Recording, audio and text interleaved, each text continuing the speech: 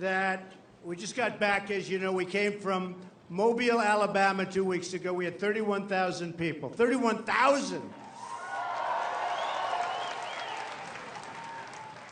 Then we just left Dallas, where we were in the great Mavericks, as you know, the Mavericks building, the basketball team, a great team, a wonderful team.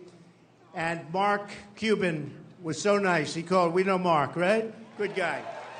And what happened is he said, what about using the arena? I said, well, how much do we have? How long do we have? And how many seats? It's 20,000 seats. They filled it up in 2 days. Is that good? I then flew from Dallas, always making speeches. I then flew, because we have to make our country great again, right?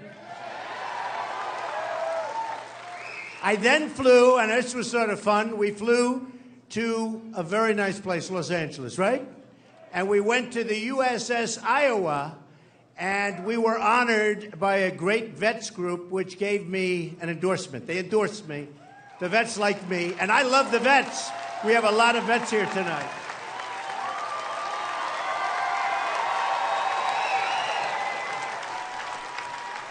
We have a lot of vets, but the vets on the USS Iowa, that is some ship, by the way. They don't build them like that anymore, but they endorsed me. And then I flew, as you know, last night. We had a little thing called a debate at the Reagan Library, and it was sort of an amazing thing. We had an incredible time. Thank you. Thank you. That was some evening. Now, I'll tell you the problem with evening. It did so well that CNN said, let's make it an hour longer. Can you believe this? That debate was 3 hours. It felt like more than that. Now, why did they do that? For the young children here, because we have to teach them to be entrepreneurs. They did it because they wanted more revenue coming from the commercials, right? Isn't that terrible? Terrible. I think it's terrible. And the money should have gone to the vets, right? Right? The money should have gone. They made a lot of money. They made a lot of money. But in the end, it was an incredible time, and we had an incredible time. And I got such great remarks. Look at this. We just wrote this down. Time magazine, they did votes as to who won the debate last night, right? So Time magazine, 114,000 votes as of 6 p.m. Trump, 56. Carly Fiorina, 19. Rubio, 7. Ben Carson, 4.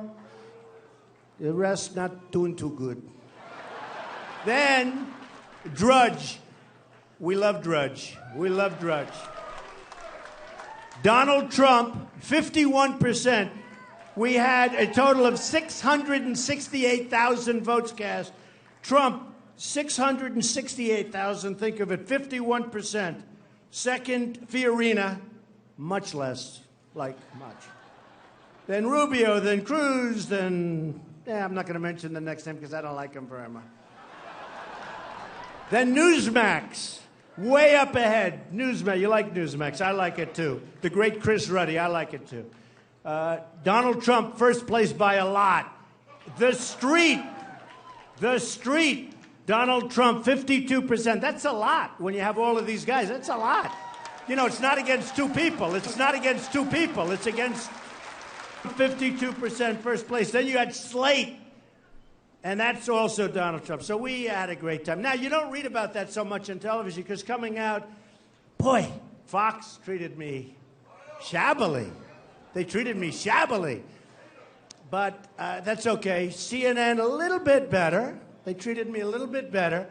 But the end result is people know what happened. It was an incredible time. And we are going to do something very special. There's a great movement going on, and it's a special movement. It's a movement where people want to see our country be great again. They want to see things happen. They want to see the right things happen. They want everybody to get together, work. You know, the people of New Hampshire, you love to work, don't you? Don't you love to work? Huh? And, you know, So I had a little news yesterday because he's a great person and he's a great winner. I love winners. We love winners, right?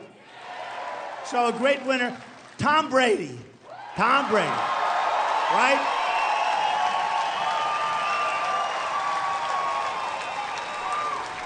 So Tom is this incredible guy, total champion, and didn't even want to tell me about it. He endorsed me yesterday, right? Everybody up here knows that. That's good. When you get Tom, you're getting a champ, and he's a great champ. And we have some others, I won't mention them now, but I want to tell you, we have so many people that are endorsing, and so many really, it's very interesting. Coach Ditka in Chicago, and people that I don't even know are just coming out in favor of Trump because they want to see the right thing happen. When CNN did its poll recently, they had a couple of different categories. One was leadership. In leadership, I win like forget it. Not even a contest. So much higher than everybody else, like 2 or 3, I don't know. You got all these cameras going, they can tell you. But leadership, way through. The other one is a little thing called the economy and jobs. Nobody close. The only thing they didn't love was my personality. Can you believe it? And I actually, no, it's the only thing. So here's what happened. So we went to Dallas, we went to Mobile, Alabama, we went to the USS, I'm making speeches all over the place. Then we had the debate last night, which was exciting. And I said, you know what we're going to do tonight? No speech. Let's do question and answer. Do you want? So I want to just tell you, I'm going to say a few words, and then we're going to do question and answer. And you can make them vicious, violent, horrible questions, even though you're sort of probably on live television. How many cameras are lit? Yeah, there's a lot of them. Every time I speak now, it's on live television. You know why? It's a very simple business, ratings. If I didn't get ratings, those cameras would not be on, okay? They would not be on. So when you ask your question, remember you're on live television. So here's what we're going to do.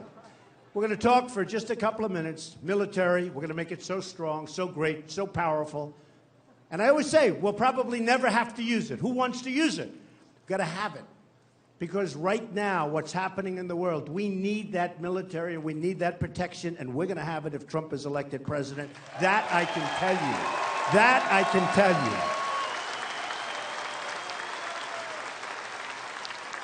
As part of that, because I consider it part, but as part of that, we're taking care of our vets, okay?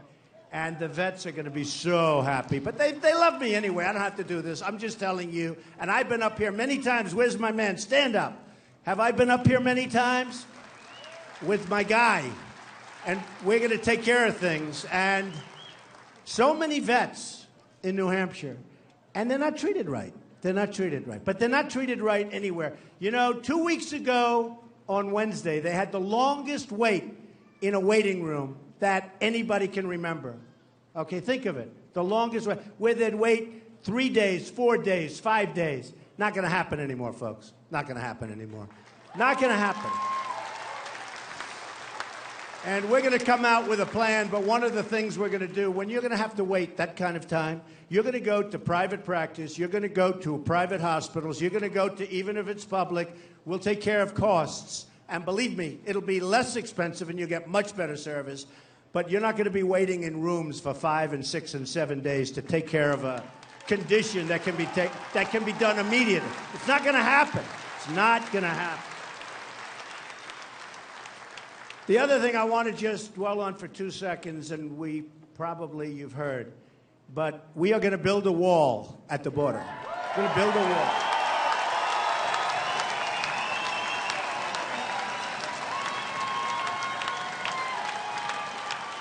And people are going to come into this country, but they're going to come in legally. They're going to be legal. They're going to come in legally into our country. So when I announced, as you know, a couple of months ago, I've been a politician for almost 3 months. Can you believe this? I never thought in a million years I'd be a politician. I know. That's the hard part. That's true. But we're running this time, and this time's going to be incredible. And by the way, you look not just at the New Hampshire poll that I told you about, 40%, but you look at all the polls. It's absolutely incredible what we're doing, and what we're doing really together. So immigration. And I've been saying it. And the politicians all talk, no action. Although we have a lot of how many politicians are in this room? Raise your hand, because these guys are great, fabulous people. These are fabulous people right here. Stand up. It's my guy. He's been with me from the beginning, right? So he's... what? Okay, how about elected officials? How many elected officials? Stand up. All right, these are all fabulous people, especially you. So we are going to do something, and when the wall gets built, I've been saying Mexico is going to pay for it. Now, I love Mexico, and I love the Mexican people. I have people, I do business with Mexico. I do business with Mexican people and entrepreneurs. I have many, many people from Hispanics working for me. Many, many, many Hispanics. But you know what? The problem is, whether it's China or Japan or Mexico, they're outsmarting our leaders. And we're not going to let it happen anymore. We're not going to let it happen. Okay? We're not going to let it happen. I asked about a week ago, I said, I want to know, what is the trade deficit? United States trade deficit. What is it with China? It's almost $400 billion a year. We're talking about a year. In other words, we're losing almost $400 billion. That's only China. In Japan, it's about close to $75 billion every year.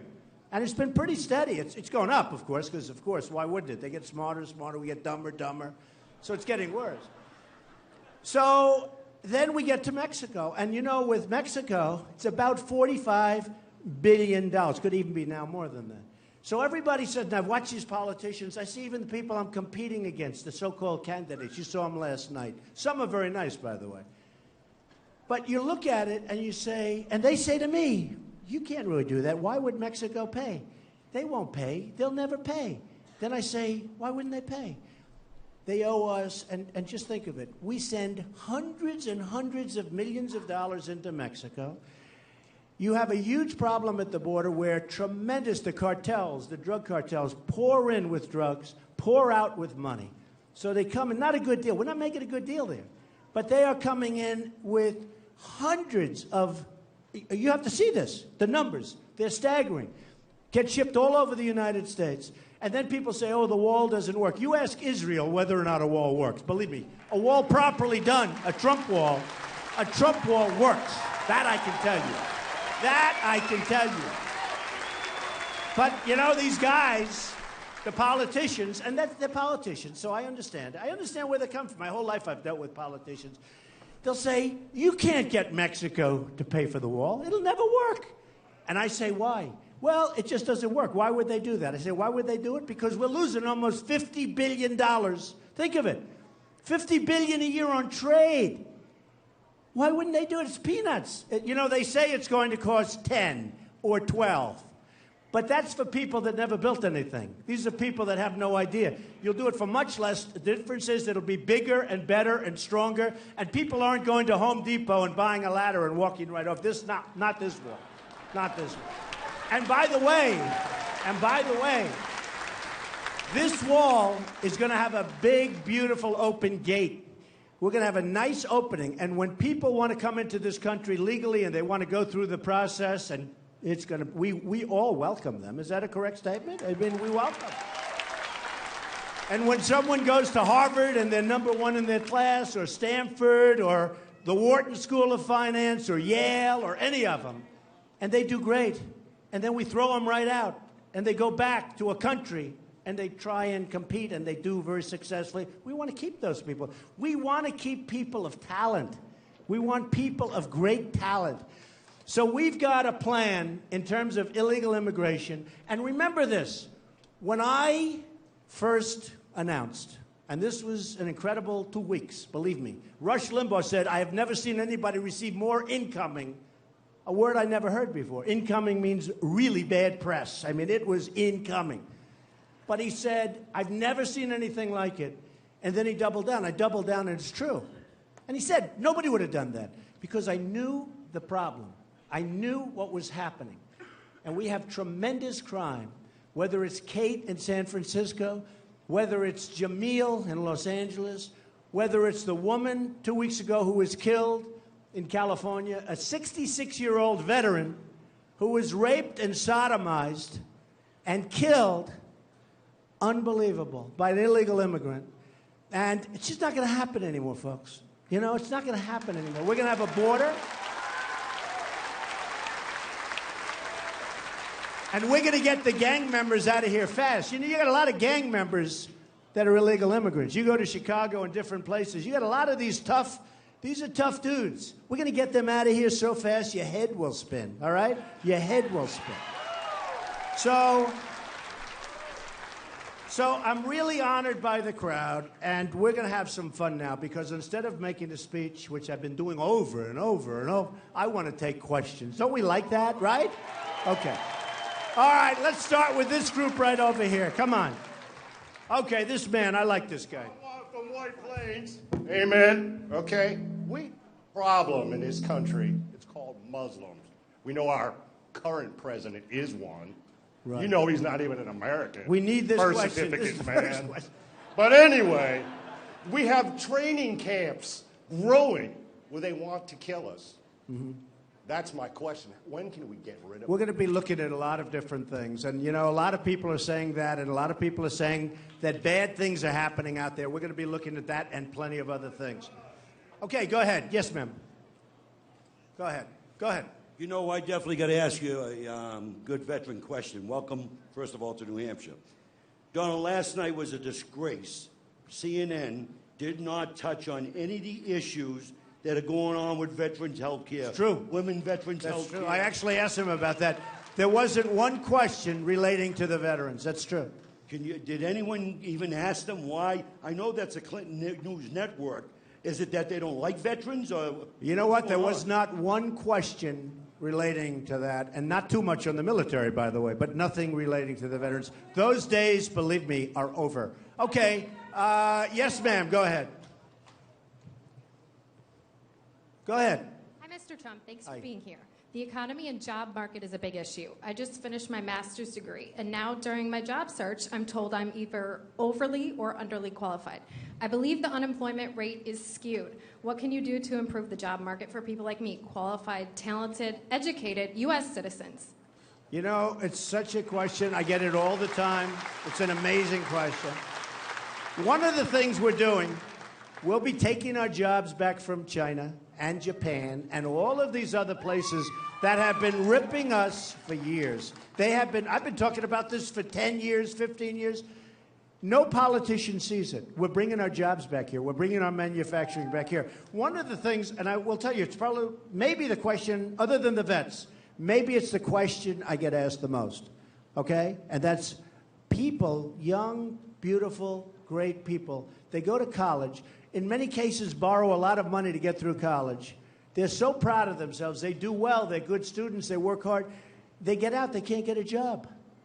With Trump, you know, there's an expression. I will be the greatest jobs president that God ever created. I tell you that. That's what you need. Okay. Can you hire me, please? Go ahead. Go ahead. Go ahead. Then we're going to go right around here. We'll go around. Don't worry about it. A lot of people with hands up. Okay, let's go. Mr. Trump, I was wondering when we can get together and work on the unsafe conditions at the Seabrook plant. It's been a month since I gave you that information. I remember that. I remember you gave it. And I think you and I should have a press conference because both governors in Massachusetts and New Hampshire aren't protecting the first responders. And I would like to work with you on it. Okay, we'll take a look at it. We're going to look at it. Go ahead. Next, back here. Go ahead. The United States doesn't have that good of a record there. Go ahead. So I have a question about the Trump wall. Right, Trump wall. When it comes to paying off debt. Trump wall? He goes, see, that's what's going to happen. Hey. That's why I'm going to make this wall so beautiful, because when I'm gone, they're going to probably change the name to the Trump wall. I've got to make it beautiful. I've got to make it big and powerful and beautiful. Go ahead. Tell me. Okay. Tell me. And by the way, he said Trump wall. I didn't. On that point, so the United States, we don't have such a good record when it comes to paying off debt, right? We all know. Not such a good one. No, we owe $19 trillion. I would say we're not doing too well. Exactly. So how is it that we're going to expect Mexico to repay their debt? Because they make a fortune off us. They make a fortune. They make so much money. They're taking our business. You know, Nabisco We is also now borrow moving. a lot Wait a and we don't minute, pay wait. it off. Do you like Oreos? Nabisco We is also now borrow a moving. lot Wait a and we don't minute, pay wait. it off. Do you like Oreos? The cookies, right? Is closing their plant, a big plant in Chicago, and they're moving it to Mexico. Ford is building a $2.5 billion plant in Mexico. Mexico's doing very well. We love Mexico, but they're doing very well. We need leaders that can deal with them and deal with all the other countries, and not just the three I named. We need leaders that are smart and tough and cunning. You know, I have Carl Icahn lined up. I have some of the greatest business leaders in the country lined up. Really tough business leaders in the country lined up. Really tough, smart people. And they're going to help us, and we're going to bring jobs back so that you can get a job. Okay? You like that? Okay. Come on, over here. Question. Yes, sir. Go ahead with the hat. Welcome back to New Hampshire. Thank you. You think it's hot enough in this place? Man. This, you know, last night was pretty hot. This blows it away. Go ahead. I applaud the gentleman who brought up the Muslim training camps here in the USA. The FBI knows all about that. Right. But America has also guns pointed at ordinary citizens here. One of the Don't get nervous. You're in about 7 television networks. Don't get nervous. one of the bureaus is the Don't choke. Bureau of Land Management. Go ahead. In the agriculture. Now they're going into different ranches, shutting them down. Right, that's right. Overregulation, but they seem to be pointing a gun to make sure they get their fees. This is our own government putting us at siege. How can we get in there and stop this? Well, so many things are going to change. You know, these are regulations, and but so many things. That's one. You know, one of the things, being in real estate, we have Army bases, Navy bases. So many are for sale. And so many have been sold over the last short period of time. And you say, how many can we sell? I see it all the time. They come across my desk. So many. Things are going to change. Okay, go ahead. You had a question over there? Go ahead. Go ahead, you. Young, handsome guy. Go ahead. This gentleman, Daniel Tabis, was a friend. Daniel Tabis was a great man. He's also my friend. He was my friend, man. He's also my friend. He was my friend. He passed away. He was my friend. He's one. I think that America's kind of lost that American dream. What can Donald Trump do to bring that back? So Dan Tabis is from Philadelphia, became a big banker, but a really good banker, a real banker.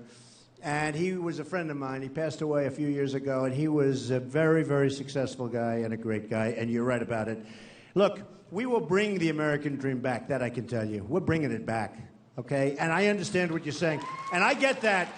I get that from so many people. Is the American dream dead? They're asking me the question, is the American dream dead? And the American dream is in trouble, that I can tell you, okay? He said it's on life support. It's in trouble. But we're going to get it back, and we're going to do some real job. How about the man with that beautiful red hat? Stand up. Stand up. What a hat. What does that say on it?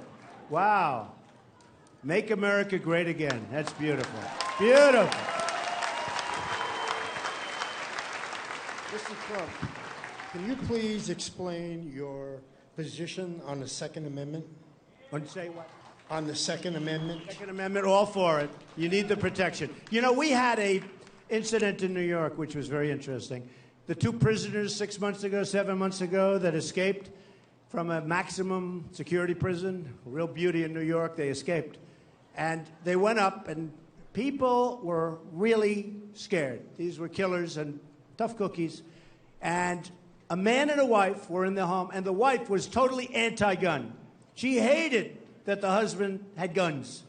And the guy was pro. He was a big Second Amendment guy. He was pro. And all of a sudden, they're waiting, and these 2 tough cookies, tough guys, bad guys, are somewhere around their home within a little bit. And she all of a sudden now is totally pro because she felt she was so happy that her husband had guns. And they had the gun on the table and the gun they were carrying. And you know what? They never had to use it. They never had to use it. Because remember, only the bad guys use it. But they were secure. And now she's bigger than the husband in terms of wanting that. So I think that's pretty much what you want to hear. No, 100% pro Second Amendment. Yes, sir, go ahead. Go ahead. Mr. Trump, I'm a veteran of both Iraq and Afghanistan, and I've seen... Good. Wow. Good shape. Were you hurt at all? Were you wounded ever? Were you ever wounded? You look good. An IED blast and a couple ground incidents. Well, you look great. Go ahead. Thank you. I've seen a lot of human suffering, both on the Iraqi side and the Afghani side. What, if anything, should the U.S. be doing for the humanitarian crisis that's happening in Syria right now? Well, look, you have a crisis that's massive. And I'm getting that question a lot as of about 2 weeks ago, where you have hundreds of thousands of people. But you know, there comes a point, and we all have to have heart, and I think I have as big a heart as anybody, but there comes a point where this country has to say we have to get our own act together. We have to do it. The other thing is, when you're looking at ISIS and all of the problems that are being caused over there, you say to yourself, well, what happens if a lot of these people are Al-Qaeda, ISIS? You know, you could have 15 different things occurring. You don't know. They don't know anything about them. Now, with all of that being said, Europe, they got to help themselves. Every once in a while, they're going to help. Can't always be the United States. We have our bridges, our roads, our tunnels. We have problems here. We owe so much money. You know, we owe Japan $1.4 trillion. Think of it. They sell cars by the thousands. They come off. I saw boats 2 weeks ago in Los Angeles. Thousands of cars all over the place. We owe them money. How do you do that? They're selling to us. We owe them money. Very simple. We have people that aren't very smart. China, we owe them the same amount of money, 1.4. Now it's up, $1.4 trillion. We got to straighten out our own country. With that being said, you have the Gulf states, very rich, Saudi Arabia, Qatar, Bahrain. They take nobody. They don't want to have anybody, okay? They don't want to have anybody, all right? Nobody. You have Europe. You have all these places. They got to help. Now, what I do like is a safe zone. You know, get a lot of sand in Syria, right? I do like the concept of a safe zone where you put them there, you build it out, you have security, you create a little bit of an environment maybe until they can ultimately go back to their homes, which most of them really want to do. They're great people. I mean, they're caught in this horrible conflict. But the concept of safe zone is something that really makes sense. Probably they even like it better. They stay, and we help them. And we help, but we have to help Europe. And the Gulf states have to contribute. You know, Saudi Arabia before the oil price, but, you know, in all fairness, so now it's a little bit less. Saudi Arabia was making so much money beyond anything and beyond anybody's comprehension. All of these countries have to get together and they have to fund it. We can do something, but we have to get other people to help us. We can't be the patsy every time there's a problem, and in the meantime,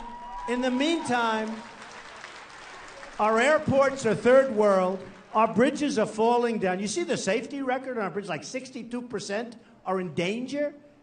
Our roads are collapsing all over the country. We are a mess. So we want to build our country, and we want to help people on a humanitarian basis, but we have to do some things to help ourselves. I mean, it's time maybe for us to help ourselves. Okay, in the back. Go ahead. In the back. Let's go. Then I'm going to these people that have a lousy seat. They're looking at the back of my head. But they see that it's real. That's okay. Hello, Mr. Trump. Okay, go ahead. Give me a question. Do you plan to visit with the Pope when he comes into Philadelphia? Well, the Pope believes in global warming. You do know that, right? Hey, in this room, it's so hot in here, maybe I'll start to believe it myself. This room is hot. This room was not designed, the air conditioning was not designed for this many people. No, I like the Pope. A lot of personality. Good man. Good man. Yes, ma'am. Go ahead. Go ahead. Okay. My name is Helena Sorensen, and I have a house here in Hampton. Good. I've worked very hard all my life. Good. My parents came over during the Berlin airlift in March of 1950. When they landed, they both had to work in the mills. My father became a carpenter, put us through school, And here we are, working hard, getting Social Security, but my problem is that the people that are coming over here, they're landing on the shore, they have no problem going in, they get food stamps, they get housing, they get electric, they get all of this, and it's coming from our Social Security money. I know. And we're getting nothing. Nothing. She's getting more and more excited. Look at that. And Carly Figurina. You're right. Carly Figurina, I watched her debate yesterday. I tell people. She put our company, Lucent Technology, in the ground. Carly Fiorina. We were Why? forced to Say it retire. again, because people might as well hear it. I mean, people have to learn. I thought I'd wait a couple of days before I expose her business failure, but honestly, it's so ridiculous. Go ahead, tell me. Our stock, I invested in my stock. I worked for the company for 37 years. And that was I Lucent. Forced to retire. Lucent. Yes, Lucent. And headed up by who? Well, Carly. That's right. Okay, That Carly. was before Hewlett Packard. Before Hewlett Packard, I was buying stock to put into my retirement at $87 a share. When I was forced to retire almost 15, 16 years ago, my stock wasn't worth 25 cents. I lost almost $500,000. That's what I planned on retiring, and I got nothing. Yeah. Well, you know, the Carly thing is sort of amazing because a lot of people don't get it. Because Lucent was a disaster, you know. Yes. Lucent was a company that she ran prior to Hewlett Packard. When she bought Compaq, she was heading up Hewlett Packard for a little while, very short while, and then made the decision to buy Compaq Computer, I guess. And people that worked there said that company was such a great company until she got involved and until she went out and she made this horrible acquisition. And it just has destroyed the company, Hewlett Packard. In fact, yesterday on the front page of the Wall Street Journal, big story, main story, that Hewlett Packard, that they're dropping about, 30,000 jobs now. They're still recovering. They may never, who knows if they're ever going to recover. But, and then everyone's saying she made a good speech yesterday. I don't know. I don't get it. I don't get it. I don't get it. But at some point, people are going to see, and I think it's going to be a very big roadblock, you know. Now, when you look at Trump, Trump, I built an unbelievable company, tremendous net worth, which I don't want to talk about other than to say it's the kind of mentality you need in this country, at least for a period of time. At least. And you know, as a businessman, I helped Democrats, I helped Republicans, I helped whoever because I did everything. I used all of the laws of the land. I'd buy a company, I'd throw it into a chapter, I'd chapter it, you bankrupt it, you beat the hell out of the banks. That's like I was a businessman. I have to do that. And by the way, you have many people in my position where they do the same thing, but nobody talks about it. I mean, I'll give you a list of names. In fact, we're writing up the biggest business leaders in the country have all done the same thing, and nobody ever talks about it.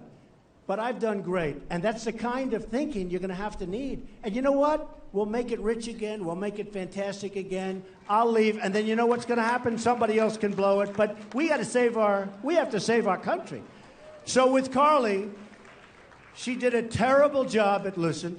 She did a terrible job at Hewlett Packard. Terrible job. Stories have been written that are legendary. The head of the Yale Business School, Jeffrey Sonnenberg, you know who he is, right? Right?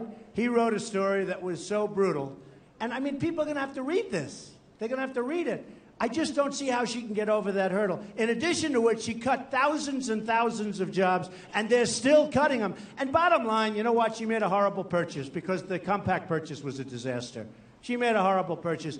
But a lot of people don't know, before Hewlett, you had Lucent. And Lucent probably was just as bad, if not worse, relatively. Okay, yes.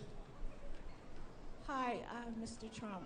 I have not a question, but I just want you to know about the nightmares that I have. ISIS beheading Rochester's young Foley. I'm having horrible visions of people I know and, you know, everyone being loaded up into boxcars, you know, like another Holocaust. I just want you to know about that. You're welcome.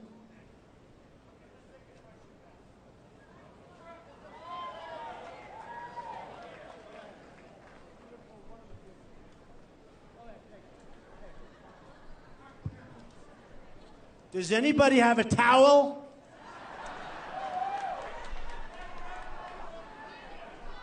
You know, I've lost a lot of weight. The good thing is, running for president, believe it or not, every room we have is packed, and nobody has enough air conditioning because of that. And I'm losing a lot of weight, so it's not so bad. Go ahead. Okay, here's the question. When will we meet your first lady?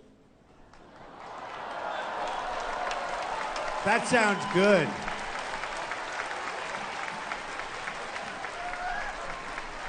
Wow, that sounds so great. Thank you, darling. Go ahead, wherever. Go ahead, right. My question is just simply, when you're talking about the deportation of our legal aliens here that are used to taking all the money out of coffers, why is it that you don't identify how much it costs to keep them versus how much it costs to send them back? What a great, he's a businessman. Hey, he's from New Hampshire. What else is there? So it's such a good point. And I made it last night, but people don't want to hear it. They don't want to hear it. To keep, we spend really, I would say, $200 billion a year. Okay? $200 billion a year on illegal immigration. I think the number is much higher than that. To get the bad ones out, to do the wall is peanuts. By the way, peanuts. You know, I tell the story all the time. The Great Wall of China, 13,000 miles long. Against our southern border, it's 2,000, of which you really need 1,000, because you have a lot of natural barriers and a lot of other things, frankly. But you need 1,000. So they say, oh, you can't do it. And yet 2,000 years ago, they had no problem. 2,000 years ago. He brings up such a great point. We have a cost of, I believe it's in excess, and we have numbers that go from $175 billion a year to 250, 260. The fact is, nobody knows. Nobody even knows how many illegals we have here. Because, you know, we've been hearing for years, 11, 11, 11, never moves, right? It's always 11. Give me a break. So it might be much more than that. But we're a country of laws. We're a country of borders. We have to secure our border, and we're going to clean it up. We're going to make our country so strong and so wonderful and so great. Okay, okay. And you're right. You're right. There's a huge offsetting cost, which, by the way, will really help out. Okay. What's your favorite? What's your favorite? Say it.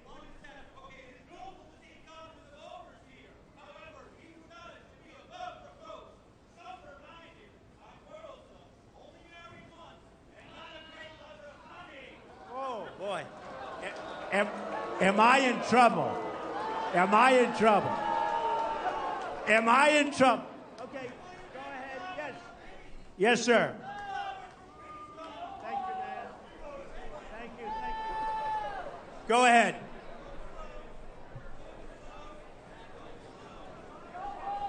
Okay, thank you. Thank you, thank you. Go ahead, can you hear it?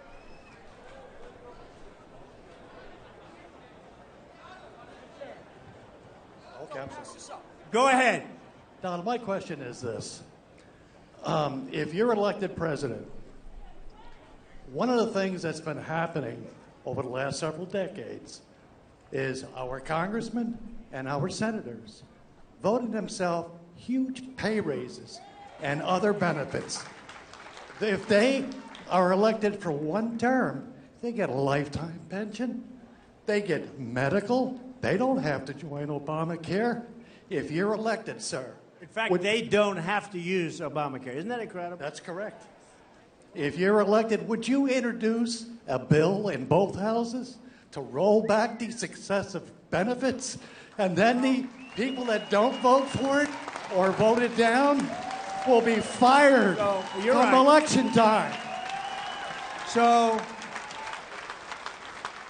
the first thing I'm going to do is tell you that if I'm elected president, I'm accepting no salary. Okay? That's not a big deal for me.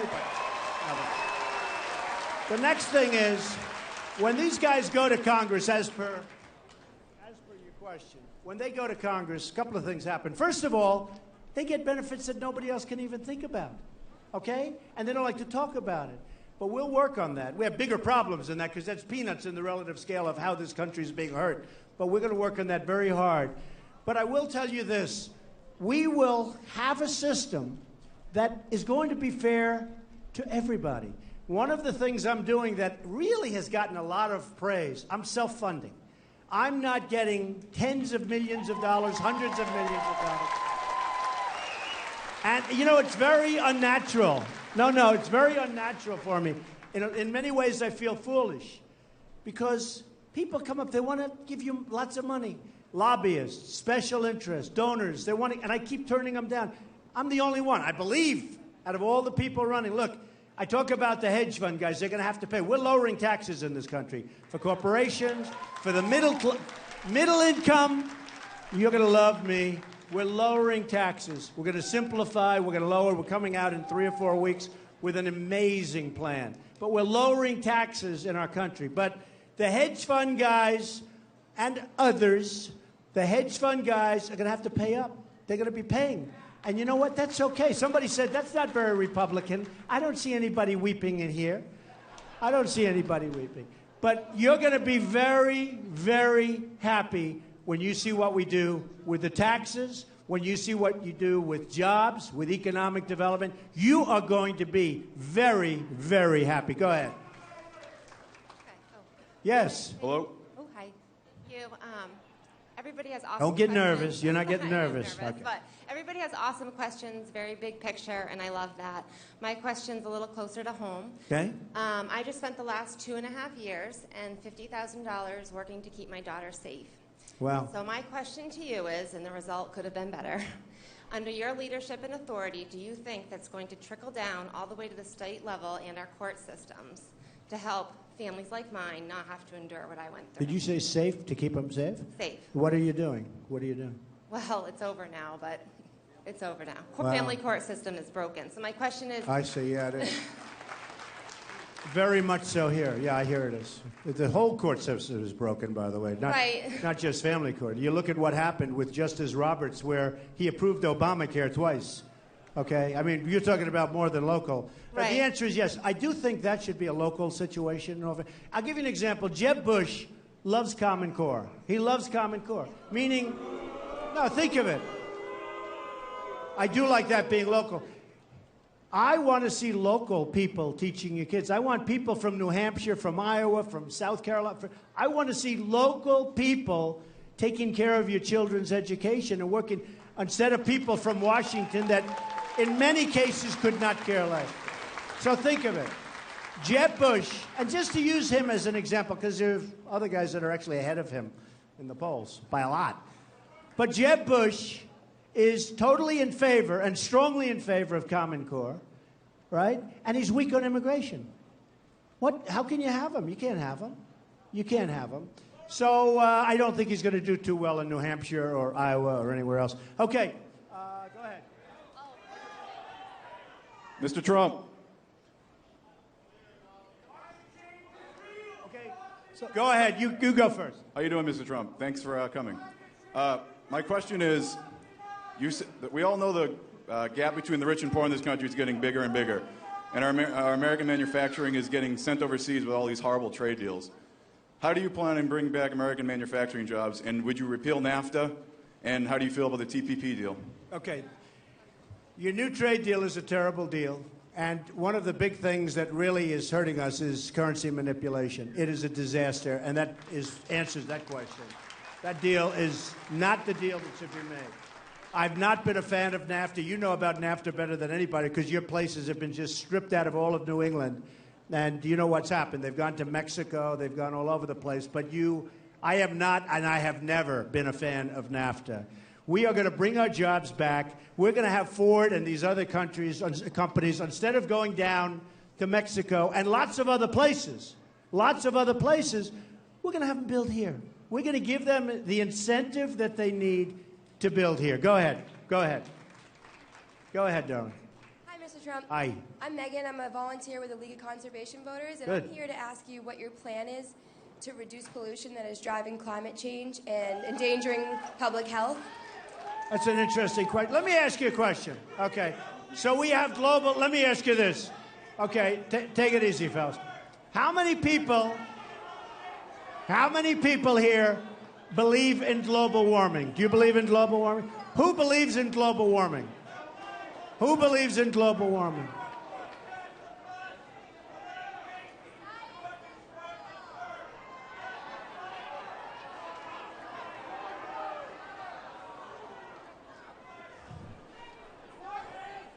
Who believes in global warming? Raise your hand. Wow. Not much, huh? Do you have your hand up? Little? No? No. Nobody? One person?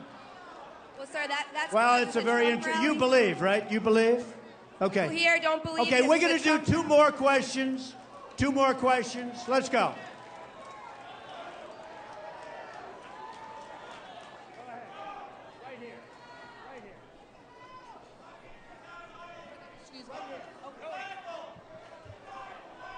Go ahead. Just last week, one of the other candidates said that he thought the BRAC, the base realignment and closure system, was good because it kept workers on their toes. Do you believe that the way to make people more efficient is to threaten to take away their jobs, our military, and those who support our military? And you're saying that's what's happening, right? Yeah, no, I know that. I heard that. I heard that yesterday, actually. Not a good situation. Okay, one more question. One more. Make it a good one. Make it a good one. Go ahead, ma'am. Right here. Right here. You, go ahead. Go ahead. Give her the mic. Give her the mic. Go ahead. Make it a good one. Otherwise, we'll have to do one more. I would like to know what your plans are on Social Security. We're going to save Social Security. We're going to save it. We're going to save Social Security. That was your deal, right? We are going to save Social Security. We are going to make life for the vets better than it's ever been in this country. We are going to build up the military. We're going to end, terminate, repeal Obamacare and replace it with something really, really great that works. That works. Ladies and gentlemen, thank you very much. It was great. Thank you. Thank you. Thank you. Thank you. Thank you.